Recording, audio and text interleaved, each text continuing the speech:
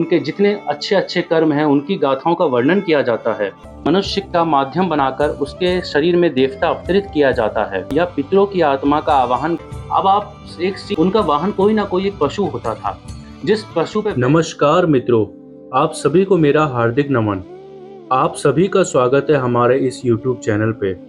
जैसा कि आप सभी जानते हैं कि हम अपने चैनल पर अधिकतर देवभूमि की संस्कृति को दर्शाते रहते हैं, और कभी कभी यह सवाल आता है कि ये देवभूमि की जो लोक परंपराएं हैं, इसका अर्थ क्या होता है, यह किस भावार्थ से निकली हैं और ये क्यों की जाती हैं और क्यों कराई जाती हैं, क्या इसके पीछे कारण है।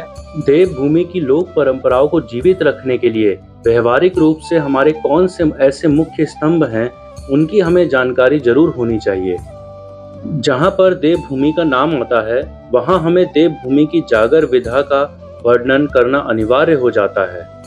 आज मैं आपको बताऊंगा कि जागर क्या होती है, जगरिया कौन होता है, डंगरिया कौन होता है, सौकार कौन कौन होते हैं, और उसके बाद जो हमारी देवभूमि में रात्रि पूजन या रात्रि जागरण होता है उसको क्यों किया जाता है, यह सब के बारे में आज मैं आपको बताऊंगा। देखते रहिए मेरे इस वीडियो को। दोस्तों, ईश्वर का अस्तित्व तो देवभूमि वाले अच्छी तरह से जानते हैं, जहां साक्षात महाकाल एवं मां भगवती विराजमान है। इस देवभूमि में कोटि कोटि देवों का वास है। हर एक देव को खुश करने के लिए अनेकों विधान हैं, परंतु मन का समर्पण एवं श्रद्धा सभी के लिए समान है।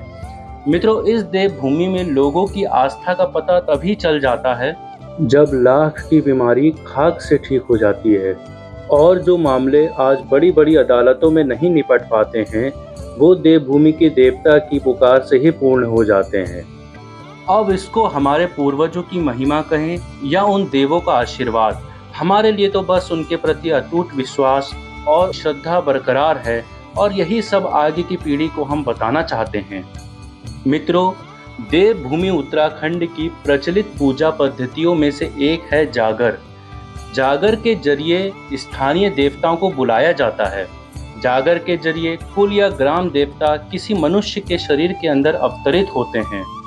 स्थानीय देवता जैसे गोलजू देवता, नरसिंह देवता, जगदम्बे माता, देवी, सैम देवता, हरजू देवता, कलबिष्ट देवता, गंगनाथ देवता, एड़ी देवता, सिद्धनाथ बाबा, भूमिया, चौमू, महासू, नंदा, भूमिया, लाटू आदि को बुलाया जाता है, और वह किसी मनुष्य के शरीर के अंदर अवतरित होकर मनुष्यों के परेशानियों का कारण बताते हैं और उसका निवारण हेतु जो जो चीज़ें करनी होती हैं वो बताते हैं।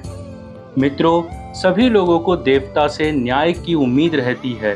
पूर्वजों या कुल देवता जिस व्यक्ति के अंदर आता है उसके लिए एक विशेष गद्दी लगाई जाती है जहाँ पे वो विराजमान होता है, जिन्हें भगवान मानकर पूजा जाता है। जागरों की मित्रों अवधि ज़्यादा से ज़्यादा एक रात से लेकर 5, 11, 22 दिन और 6 महीने तक भी होती है।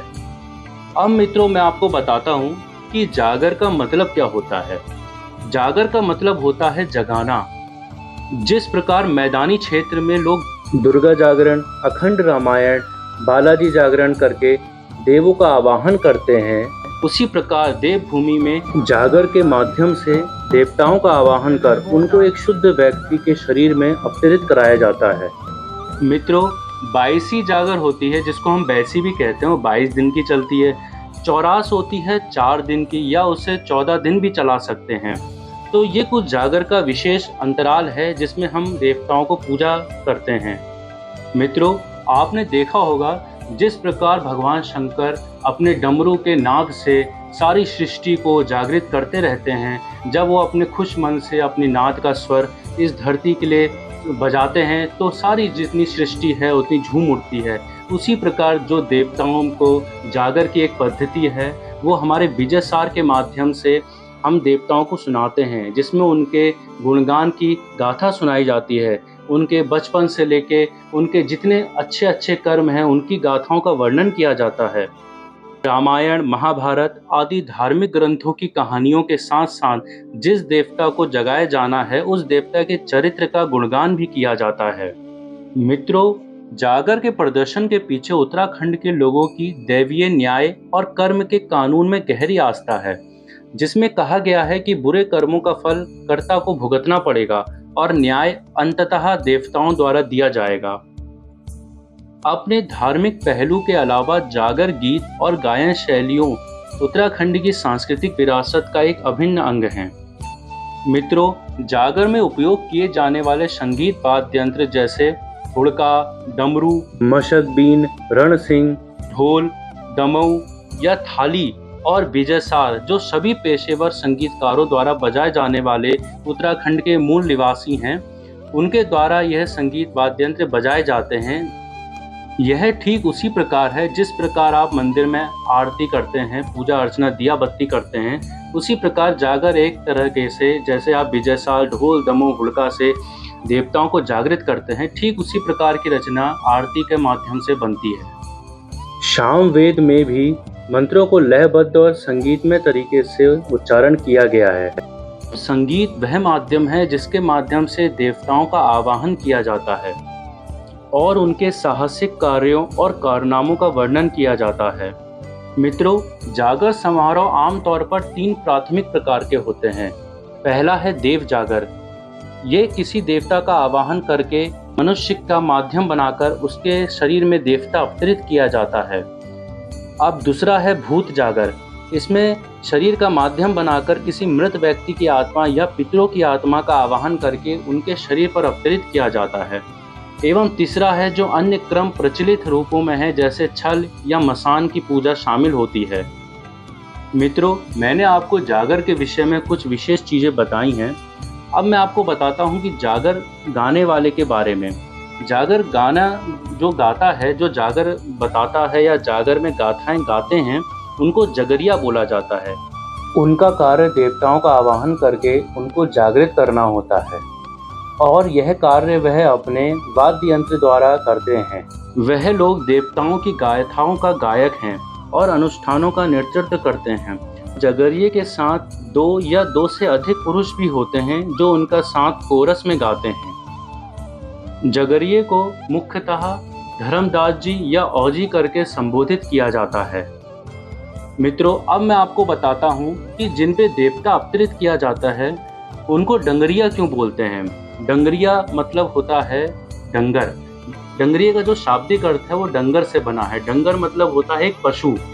अब आप एक चीज सोचिए कि जिस प्रकार पहले के समय में जो देवी देवता होते थे, उनका वाहन कोई ना कोई एक पशु होता था, जिस पशु पे बैठकर वो कहीं भी आवागमन करते थे और अपने जो भक्त होते थे उनके सामने प्रकट होते थे, चाहे वो माता का सिंह हो या भगवान शंकर का बैल या कोई भी देवता, उनके हमेशा कोई ना कोई एक वाहन पशु रहे हैं। उसी प्रकार जब भगवान इस शरीर में या मानव शरीर में अवतरित होते हैं तो मानव को एक डंगर का रूप बनाकर वो हम पे एक घोड़े के समान या एक वाहन के समान हम पे सवारी करते हैं।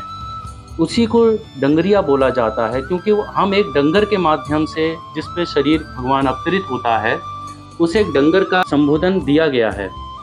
अब मित्रों, कई जगहों पे जो डंगर का संबोधन दिया गया है वो है डगर या रास्ता दिखाने वाला। हम इसको एक डगर या रास्ता दिखाने वाला भी कह सकते हैं, क्योंकि जब देवता किसी के शरीर में अवतरित होता है तो वो हम सभी को जो भक्त होते हैं, जिन पीड़ित भक्त होते हैं, उनको न्याय दिलाता है या उनको अपनी पीड़ा से मुक्त करता है।